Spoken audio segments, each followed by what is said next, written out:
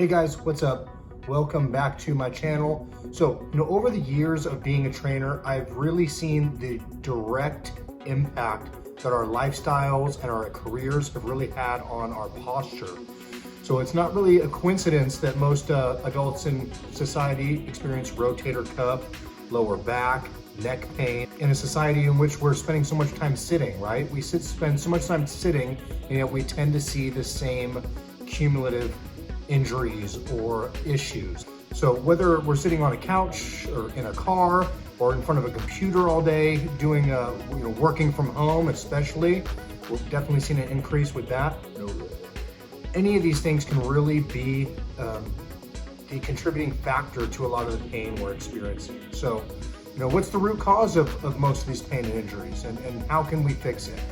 I guess that's the main question is, what causes it and how can we fix it? Our body's kind of like a car. If it's out of alignment, but we just keep driving it anyway and we don't get that fixed, it doesn't perform very well. And if we continue driving it without correcting the issue, it's going to slowly wear down, causing our performance to decline, and injuries are then right around the corner. We want all of our muscles attached to any given joint to be pulling on that joint evenly from both sides.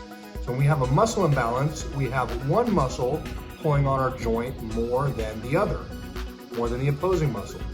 Like in this picture here, where the pecs are pulling on the shoulder more than the muscles in the upper back. So like the middle and lower trapezius muscles are not pulling the shoulder as much as the front of our body, or the pec is pulling the shoulder, causing it to round forward, right? This has been shown to dramatically affect our ability to control that joint. For example, if I'm sitting at a computer for 8 hours a day, I'm constantly placing my pec muscle in a shortened position while allowing my upper back to sit in a lengthened position. So remember when you were a kid and your mom said, don't make funny faces or else they'll stay like that? Well, when it comes to our posture, there's definitely some truth in that. Over time, our bodies will adapt to this position, and it becomes a posture that we eventually end up walking around with unless we do something to correct it, right? So this postural deviation, this is known as what's called upper cross syndrome. If you spend a lot of time sitting at computer screens, TV, working from home, your chance of developing this is extremely high, and you run a much greater risk at shoulder and neck injuries and pain. So you'll definitely notice a decrease in strength, a decrease in range of motion, and neuromuscular efficiency, or the ability for your brain to fire specific muscles optimally, causing our athletic performance to decline and the chance of tears or impingement to definitely increase. So according to the National Academy of Sports Medicine text, neuromuscular efficiency is the ability of the nervous system and the muscles to communicate properly, producing optimal movement.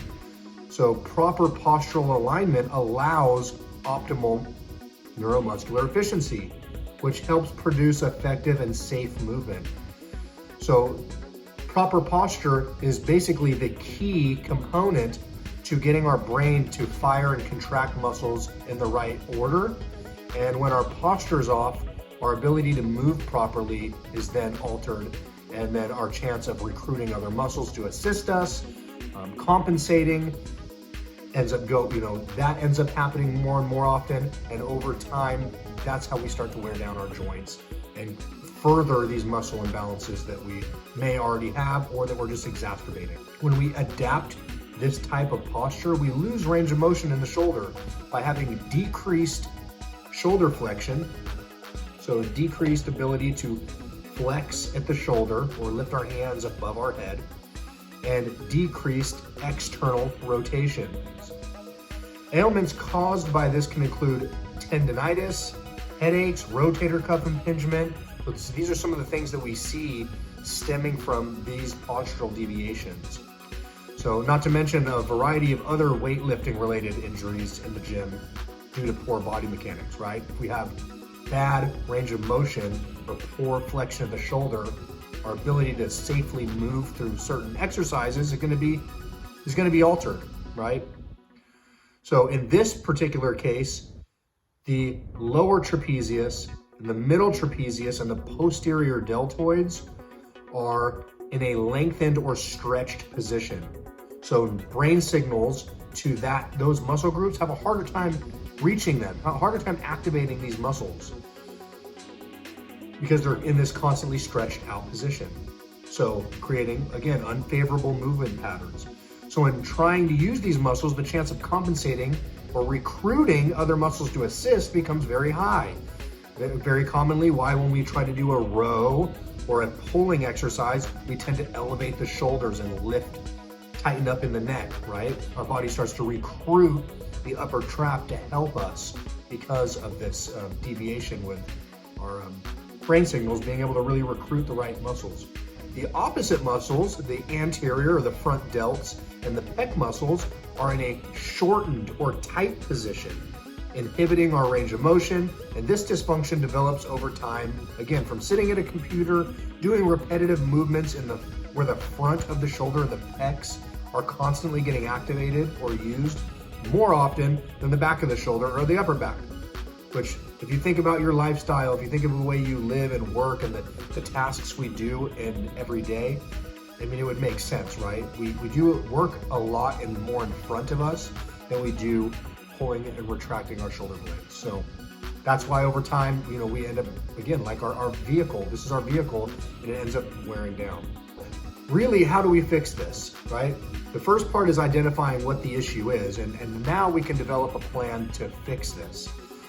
Some of us don't have a choice about our careers or the amount of time we spend at the computer, but the good news is there's some things we can do to correct this, especially even in the gym or at home, as long as you take the time to do it.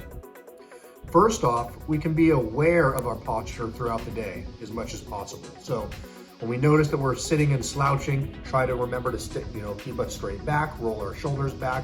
That's going to help. But if you see this picture, try to identify, looking at this picture, right now, or even right now, or look at yourself. Are you in the correct position or the incorrect position? Be honest with yourself. How many hours a day are you sitting in these incorrect positions right here? The more we can be aware of this throughout the day, that's definitely going to help. However, being aware isn't going to be enough. We need to do the work to reverse the issues that we have acquired. So this would include constant and frequent, as often as possible, stretching our pec muscles. So you can see right here, using a wall would work, elbow at 90 degrees and just pushing my shoulder forward. There's a lot of ways we can do this. Here's a good example here. Since we've established that the pec is shortened, the best way to correct that is by work on lengthening it, building range of motion through static stretching, holding for at least 30 seconds. And if we're going to be working these muscle groups, really being conscious of using full range of motion. I would definitely suggest maybe getting with a trainer to help show you how to do this properly and safely. But this could be the next thing to really change, to eliminate pain out of your life.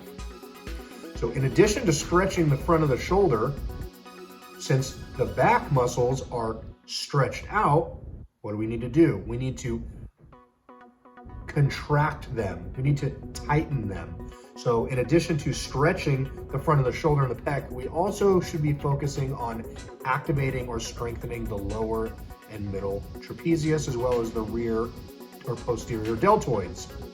This is best done with rows, where we're really focusing on squeezing our shoulder blades back and together, preferably from a higher angle, because that forces us to depress and retract our shoulder blades. So a little bit better to have if you're pulling from a higher angle, like kind of in this image right here. This is going to do huge benefits for our overall performance and decreasing the chance of injury. So strengthening the back of our shoulder while stretching out the front will definitely assist in correcting our posture and overall function at the shoulder joint. So this will lead to better workouts, less injury, decreased risk of muscle tears and impingement. So hopefully you guys like this video. I hope this helped you out. I hope this gave you some good information. I'm going to be doing a series on this where we're going to talk about lower back and knees as well. I thought I'd start at the top of the body and work my way down. So anyway, if you like this video, hit the like button, subscribe to my channel. I got more great content coming soon.